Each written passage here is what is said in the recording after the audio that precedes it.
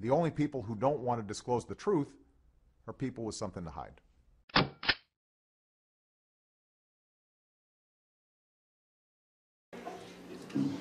It is my sincere and deep honor to present to you my true friend, Sheriff Joe Arpaio.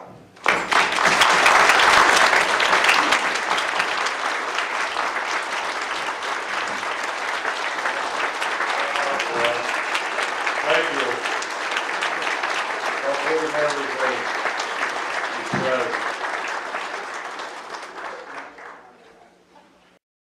It's okay. He wants the investigation against me, 100 days in office, to go after me for alleged racial profile. Got the Justice Department after me. We'll probably end up in court. They want to take over the sheriff's office. But I got news for them. They're not taking over. The feds are not taking over the sheriff's office.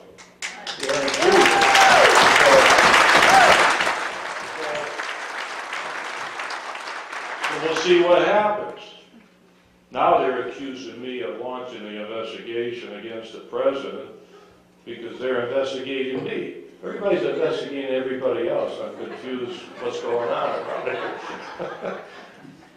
I'm not doing anything unusual. I have 250 people in my county that are my bosses. I report to them. They don't report to me. We got 4 million people, once again, that we know of. They're my bosses. They hire me. And when they come to me and they say, Sheriff, we want you to do something, I have to do it. So they came to me. They want me to investigate the President of the United States. And what should I do? Throw it in the wastebasket like everybody else does and forget it? No, so I gave it to my, I got 3,000 posse, men and women, airplanes, jeeps. I had a cold case posse, look at older cases. I gave it to them. Why did I give it to them? Because I knew I would be chastised for using taxpayers' money for investigating the president, so I got out of that one. And I gave it to them, and my instructions were, I want to clear the president. Once and for all, get this out, this birth certificate and everything else. But when they started looking at it, it didn't happen that way. So now we have, I have a big problem. I'm convinced that we have some forged documents. So what do I do with it? Am I going to give it to the White House to investigate? The Attorney General is investigating me. I'm all messed up on this one. But I sent a letter out Friday to a certain government agency to put them on the spot. And I'm going to keep banging away. I want to know what they're going to do about it. And the thing that so there's a lot of issues with this, and I'm not getting into all this other stuff. We got tons of material. You've heard a lot of it, Social Security, and then we got so much stuff. I can't, it takes about 50 years to put it together. I'm going to zero in on the law enforcement, on the criminal, possible criminal. Just separate everything else right now. So we feel pretty confident that that birth certificate is computerized, and we have experts that looked at it. But the big shock that nobody has come up with is the selected service. Think of that. You have to sign up for selected service 18 to 25 years old if you want to have any government job. $250,000 fine, 5 years in jail. How come I know about that? Because you know what I did after 9/11? I didn't make, I asked in a nice way, all the inmates to sign up for selected service. They signed up. In fact, we signed up 30,000. Now Washington They didn't even know that you can sign up illegals, or you must sign up illegals for selective service. They didn't even know their own law. The same ones that I'm looking at now over this selective service situation with the president. So we're convinced on the selective service card that it's a phony. And I can get just a few details. 1980. 1980, they have a stamp, 1980. So we got about 17 selected service cards. And everyone had 1980 on it. Of course, we get the president's. Someone slipped up and gave it to us. Of course, that doesn't have 1980, it has an 80. And you can't, right now you can't get a 1980 post office stamp. Impossible. So they cut it and made 80 and put the 80 on there. So we got a pretty good case.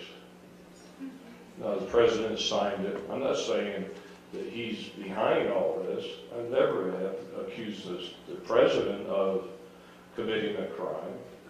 But we're going to keep looking at it and see what happens. So it's the way it goes. It's the way the ball bounces. And I'm a little disturbed in a way because nobody, this is the biggest censorship in the history of the United States. I had a big press conference, you saw part of it. They came in there trying to make fun of me and my investigators. This has all been rehashed, on and on and on. When we showed them the selective service, the room went quiet. They never saw this one before. The birth certificate you hear so much about, it went quiet. Yet Fox, my friends, won't talk about it. There is a blackout on this issue. There has been, and especially this one, a blackout with national television and cable TV. I know we have evidence why, but that's sad. Sad. To have this type of censorship whenever you mention the President of the United States in this issue. But we'll get the word out. It's the people that will be the jury, even though we can't get it out on television, but it will be out. It's getting out little by little now. And, but something has to be done with it. Let's get to the bottom of it. The people deserve that, of this country. And if nothing else happens, maybe that when people run for president, they'll check him out. I don't think the president, I could hire him. He would never pass the background. No, you laugh at that. No, I'm serious. He couldn't be a janitor. I couldn't hire him as a janitor in the Washington Service office. Think of that. I'm hoping that the legislature, Russell, if you can ever get back there, will at least get this back on the, get that law passed that was vetoed last year, and that would help me, because we do have standing here. People say, you're just a sheriff. Why are you investigating this? Because I'll tell you, when the White House went public and showed that certificate, that birth certificate, that applies to everybody in this country, including Arizona. So I do have standing to investigate this matter. But I need some help from the legislature. I was saying, isn't it interesting that nobody will stand side by side with the sheriff, including both parties, and say, boy, we at least say we like what the sheriff is doing. I don't need any help. But both parties don't want to touch this. Why not? I can't figure it out. Or maybe I can. Go talk to your legislators and ask them, how come you're not fighting this thing? And nobody's going to answer. Guaranteed. And that's that. And I'm a Republican. I'm loyal to the Republican Party. But this is confusing with me. Why everybody's keeping quiet, except for a few legislators. If we can get Russell back in there, I'm sure he won't keep quiet. So, right, Russell, I don't know what you're doing.